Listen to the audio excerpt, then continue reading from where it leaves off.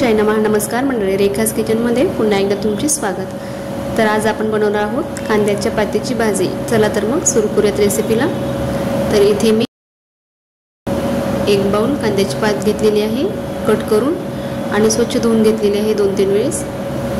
मुगाची डाळ घेतलेली आहे बिना छिलट्याची, लसूण, हिरवी मिरची, मोहरी, जिरा, हळद घेतलेली आहे आणि चवीनुसार मीठ।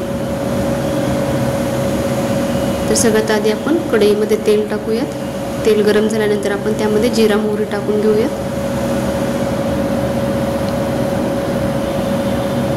जिरा मोहरी तडतडले की आपण त्यामध्ये लसूण टाकूयात,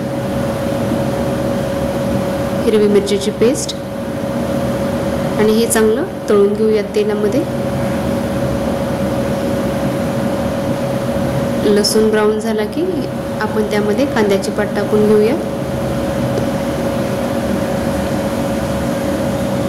आता आपण हे मिक्स करून घेऊयात। पहिला आपण तेलामध्ये कांद्याची पात अशी चांगली परतून घेणार आहोत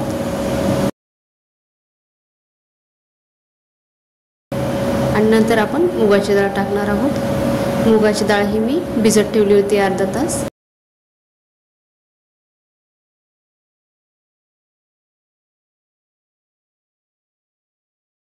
तर आता आपण मुगाची डाळ टाकून घेऊयात। हे बघा, अशा प्रकारे पातीला पाणी सुटलेलं आहे आणि पात एकदम अशी कमी दिसायला लागलेली आहे। आता आपण मुगाची डाळ टाकलेली आहे आणि मीठ टाकून घेऊयात चवीनुसार, हळद टाकूयात आणि आता आपण हे परत चांगलं मिक्स करून घेऊयात आणि परत हे आपल्याला 2-3 मिनिटं असं शिजवून घ्यायचं आहे। तुम्ही याला सुकी पण बनवू शकता किंवा थोडंसं पाणी पण तुम्ही टाकू शकता यामध्ये। आणि मी थोडंसं शेंगदाण्याचं कूट टाकलेलं आहे, ऑप्शनल आहे, तुम्हाला नसेल आवडत तर नाही टाकलं तरी चालेल, मी थोडंसं टाकलेलं आहे।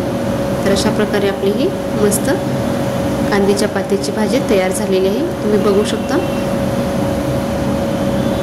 अशी डाळ अशी इतपत प्रमाणातच शिजवायची, जास्त पण शिजवायची नाही। तर बघू शकता आपली मस्त कांद्याची पात तयार झालेली आहे। अशा प्रकारे तुम्ही पण नक्की ट्राय करा आणि कशी झाली ते मला नक्की सांगा।